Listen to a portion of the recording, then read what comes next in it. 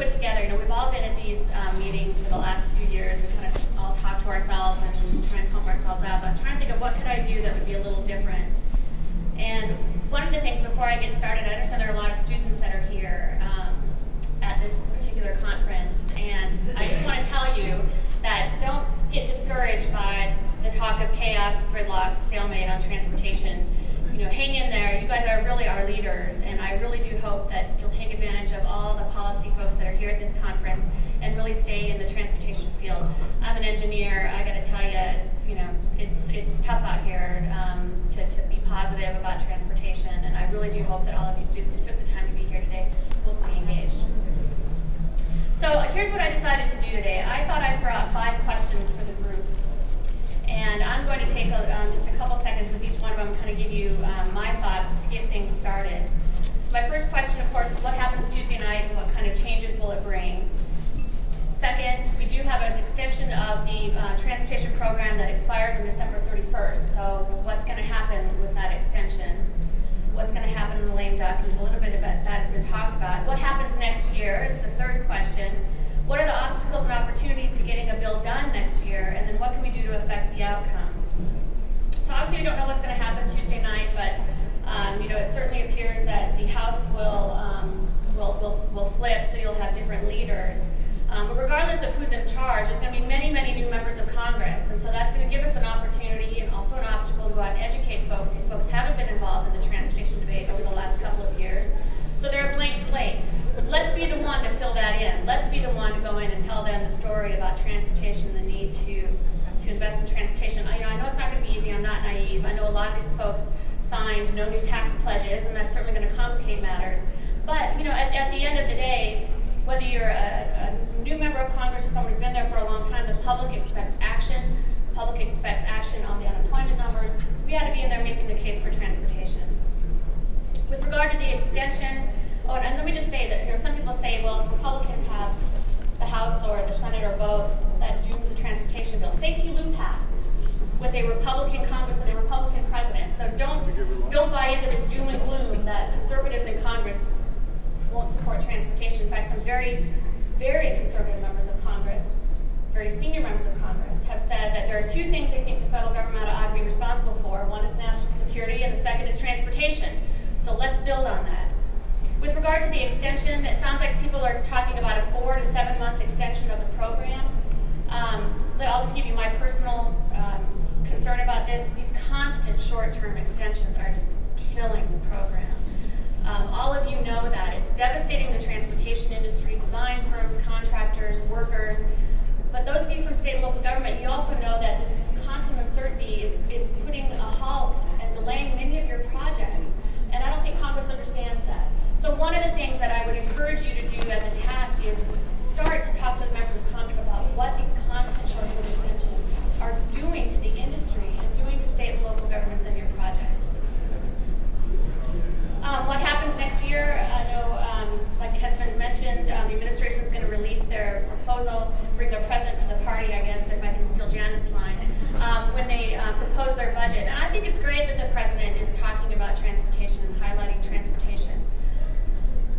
That's the good thing. The bad thing is the president is talking about transportation and highlighting transportation, because when he didn't bring a president to the party, it became apparent to a lot of members of Congress that this was just something for a headline that day. And you saw immediate reaction from Republicans that said, we're against it, don't know what it is, but we're against it. And we have to take a step back. Let the political rhetoric die down after the election and try and bring transportation back to what has always been a bipartisan issue and not let it become a political football. What are people talking about for the transportation bill? Let me just throw some of this out here since this is the show me the money session. There is talk about trying to convert the current per gallon gas tax into a sales tax. Now, none of these, I'm not bringing these up because there's hordes of members of Congress endorsing them. If they were, we wouldn't be here having the same conversation again. But these are some of the new ideas that people are talking about. So converting the current excise tax, the per gallon gas tax, to a sales tax. Converting the truck sales tax to a diesel tax. A lot of that is because of the large fluctuation in sales of trucks has caused a fluctuation in the receipts into the Highway Trust Fund. If you have a diesel tax, you have more stability in at least under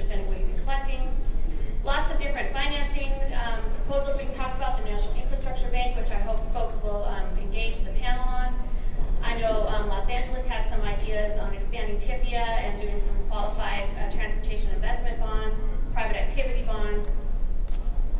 There's still talk about accountability and performance measures, but no one really knows what that means. If we were to ask each of you, you probably have a different idea. At some point, we've got to resolve what those terms mean. Streamlining and project delivery, and I know Peter would probably jump up and down if I said streamlining. When I say streamlining, I don't mean the environmental process. I'm talking about project delivery, and I think it's great that he took the time today to talk to you about some of the things that can be done with the bureaucratic process. Keep in mind, many of these things are paperwork for paperwork's sake, and this is crazy. We don't have the time to do this. It's costing us money, so I think project delivery is certainly going to be a topic. I do think, Joel, to disagree just slightly on one of your assessments that if there's a change in Congress, that the Oberstar bill, House bill, may not change much. I actually do think you'll see some changes, and one of the big changes will be on discretionary funding.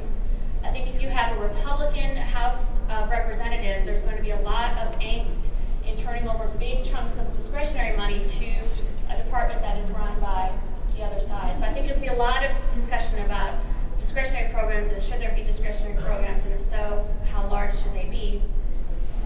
As far as other obstacles and opportunities to getting a bill done, as I mentioned, the president talking about it is good. Regardless of who leads Congress, as I said, there's going to be pressure to address the unemployment issue. And maybe Congress can actually resolve the issue of national priorities and what it is that the federal government is going to be responsible for. If at the end of the day, everybody, we can't generate new revenue and we have to live within our means, and I'm not advocating that. I spend all my time in Washington, D.C. trying to change that. But if Congress isn't going to bring new money to the table and we have to live within our means, we've got to decide what is that? What are the federal priorities? Is it national priorities, or is it neighborhood priorities? I think that's the conversation that's going to have to take place. All of you who are in state and local government need to be thinking about what does that mean to your program if there's no additional money.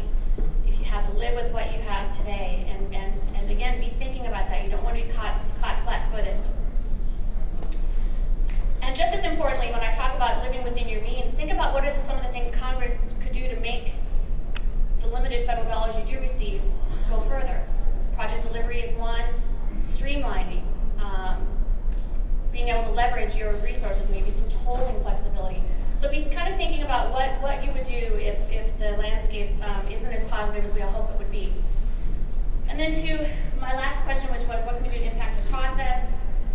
You know, I've been here to Mobility 21 a couple of times, and I've spoken to the group in Washington, D.C. too. And just to say what Janet said, I mean, you guys are really the example that should be replicated across the country. The fact that you're bringing business and government together is really unique, and you need to build on that. And I think one of the weakest links we have right now in moving a bill is the lack of business support. It's not that the Chamber's not doing its work, the Chamber's out there, but we haven't been able to hit that grassroots business, those business folks, and get them involved. And one of the things that I would encourage y'all to do is engage the media. I know we probably have media here today, but media can make or break you with one story on any of your projects or trying to get new money. Engage the media, get to know the business reporter, sit down with editorial boards, but engage the media. And most of all, tell a story. Put a face to this. Please don't use national statistics. That goes right over everybody's head.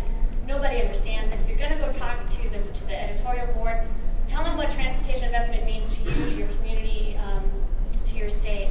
Don't use these national statistics. That's one of the things that I think we've done far too often in the debate.